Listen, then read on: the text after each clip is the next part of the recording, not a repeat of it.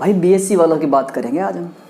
और बीएससी वालों से बात करने से पहले हम आज का टॉपिक बता देते हैं कि आपका टॉपिक है scalar field and gradient of scalar field, यानी अदिश क्षेत्र और उसकी प्रवणता। पर उसके पहले बहुत से लोग जो निराश हो चुके हैं इस कोरोना के चक्कर में, कोरोना के चलते हुए, उनको मैं एक मैसेज देना चाहूँगा। और वो मैसेज है मेरी पोइम, और वो पोइम कुछ ऐसी है कि ढका है शहर तेरे सपनों से, कि ढका है शहर तेरे सपनों से, जैसे सर्द शीशे पर गर्म सांस। सर्दी में जब हम गर्म सांस शीशे पर छोड़ते तो भाप बन जाती। तो ढका है शहर तेरे सपनों से, जैसे सर्द शीशे पर कोई सांस। इस कोहरे को जरा हटने की उन पंछियों को अभी है आस। ठीक है, कि इस कोहरे को जरा हटने की उन पंछियों को अभी है आस। हटने लगा अगर हौसला तो, घटने लगा अगर तेरा हौसला तो, मंजिल बहुत दूर होगी कभी नहीं होगी पास।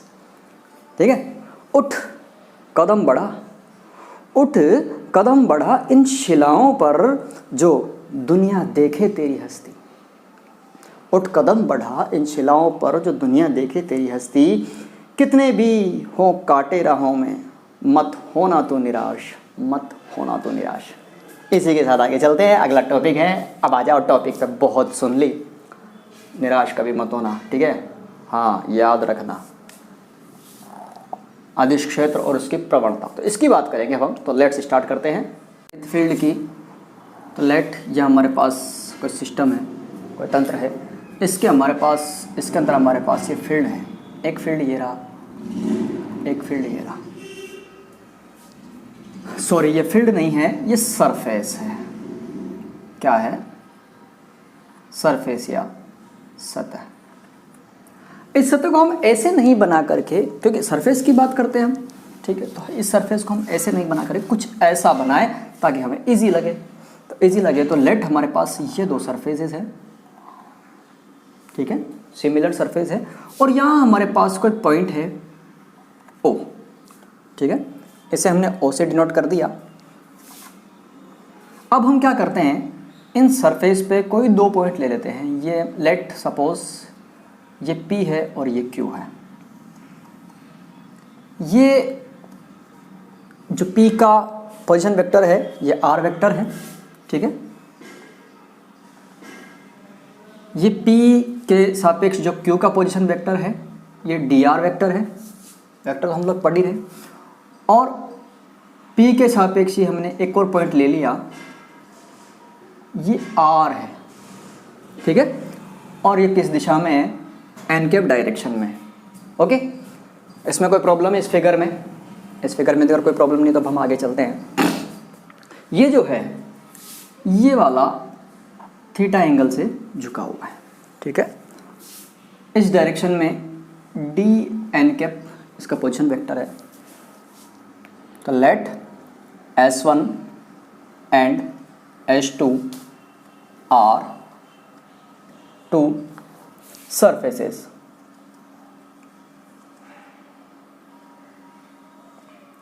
on which the value of scalar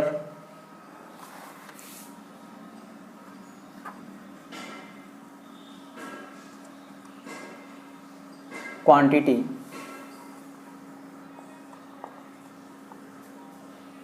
is same। देखो दो हैं, ये S1 है, ये S2 है। इस सरफेस पर फिजिकल क्वांटिटी जो है वो है फाई, उसकी वैल्यू है फाई। स्केलर क्वांटिटी है फिजिकल क्वांटिटी, और इसके ऊपर जो है वो है फाई प्लस डी फाई। ठीक है, दोनों स्केलर क्वांटिटी है। अब आगे देखते हैं।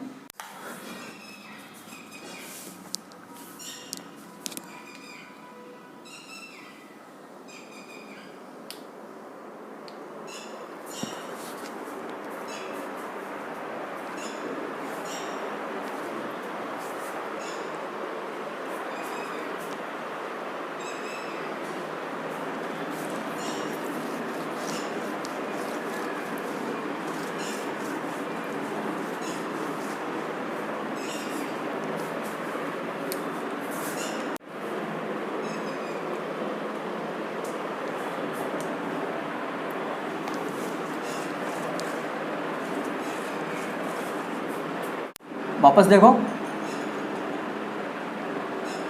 परिवर्तन की दर यानी रेट ऑफ चेंज क्या हो गई,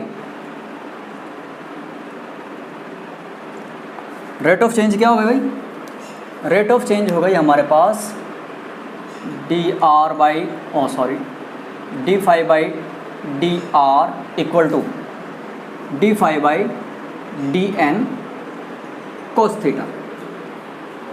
इस पे डिपेंड कर रही है ना, ये इस पे डिपेंड कर रही है, तो क्या होगा D phi by D R maximum value, maximum value कब होगी, ये तो कोई वही नहीं है, एन कैप परपेंडिकुलर साइड में है इस सरफेस के, H2 सरफेस के, हमें चेंज केवल इससे करना है, तो इसका चेंज करना है, तो कब ये मैक्सिमम होगा, जब ये ज़ीरो होगा, यानी P और Q क्या होंगे, कॉन्जुगेट होंगे, तो then D phi by D N for this cos theta equal to 1, so theta equal to 0, इसलिए Q and R same point, यानी मैक्सिमम रेट ऑफ चेंज कहाँ मिलेगा हमें, मैक्सिमम जो ग्रेडियंट है, maximum rate of change of flux कहाँ मिलेगा, जब भी P और Q यहाँ पे ही हो, यानी ये Q भी कहाँ हो, यहीं पर स्थित हो, या यहाँ पर नहीं होना चाहिए, ठीक है। ये इसका रेट ऑफ चेंज का वो है। एक बार फिर मुझे बोर्ड क्लियर करना पड़ेगा, स्क्रीनशॉट ले सकते हो तो ले लो। तो ये ग्रेड फाई क्या होता है, ग्रेड ऑफ स्केलर फील्ड क्या होता है, maximum rate of change of a scalar field, जिस डायरेक्शन में वो मैक्सिमम रेट ऑफ चेंज होगी वो इसका ग्रेडियंट होगा, यानी अदिश क्षेत्र का अदिश क्षेत्र के अधिकतम परिवर्तन की दर, ये क्या कहलाती है, अदिश क्षेत्र की प्रवणता कहलाती है। कहीं से डिनोट करते हैं, ग्रेड फाई से डिनोट करते हैं, इसको डेल्टा साइन लिया जाता है, और या फिर कहा जाता है D phi by D R N cap, कौन सी डायरेक्शन में, एन कैप डायरेक्शन में, and N cap direction is related to H2 surface perpendicular to H2 surface, ठीक है, H2 सरफेस के परपेंडिकुलर में होती है, ओके, ये होता है। अब हम इसका जो कार्टेशियन कोऑर्डिनेट है उसके अंदर जी इसका वैल्यू प्राप्त करेंगे, इसकी वैल्यू कितनी आती है, ठीक है, उसके लिए 2 मिनट रुकेंगे आप। तो देखो, कार्तीय निर्देशांक के रूप में प्रवणता यानी gradient in Cartesian coordinate system, हमारे पास क्या आया था, grad phi equal to del phi by del R maximum N cap. Equation number 1 हम यहाँ से स्टार्ट करते हैं, तो क्या करेंगे, multiply both side by D R, grad phi equal to D phi by D R maximum N cap dot D R. देखो N cap से किसी को भी मल्टीप्लाई किया जाए तो उसी डायरेक्शन कंपोनेंट आता है, तो यहाँ हमारे पास n cap dot D r करेंगे तो हमारे पास क्या आएगा, डी एन आ जाएगा, डी एन वेक्टर है भाई। तो देखो grad phi equal to D phi by D R maximum value multiply by d n vector, ठीक। But d phi by D r जो मैक्सिमम वैल्यू है, D phi by D r जो maximum value है वो हमने क्या निकाली थी, हमने निकाली थी ये होती है D phi by D n. तो इसको यहाँ रिप्लेस कर देंगे हम, grad phi equal to D phi by D n और डी एन वेक्टर, ठीक, कैंसिल हो गया, यानी हमारे पास क्या आया, grad phi equal to D phi आ गया। बट फाई जो है अदिश क्षेत्र की बात कर रहे हैं, तो phi also depends, phi is the function of phi X Y Z, यानी फाई जो है वो कार्टेशियन कोऑर्डिनेट्स पे डिपेंड करता है। इसको मैं क्लियर करूँ एक बार, grad phi equal to D phi हमारे पास लास्ट पेज पे आ चुका था, और हमारे पास क्या आ चुका था, phi equal to function of, phi is the function of X Y Z. तो इसका डिफ्रेंशिएशन करेंगे, डी फाई इक्वल टू, देखो del phi by del X D x,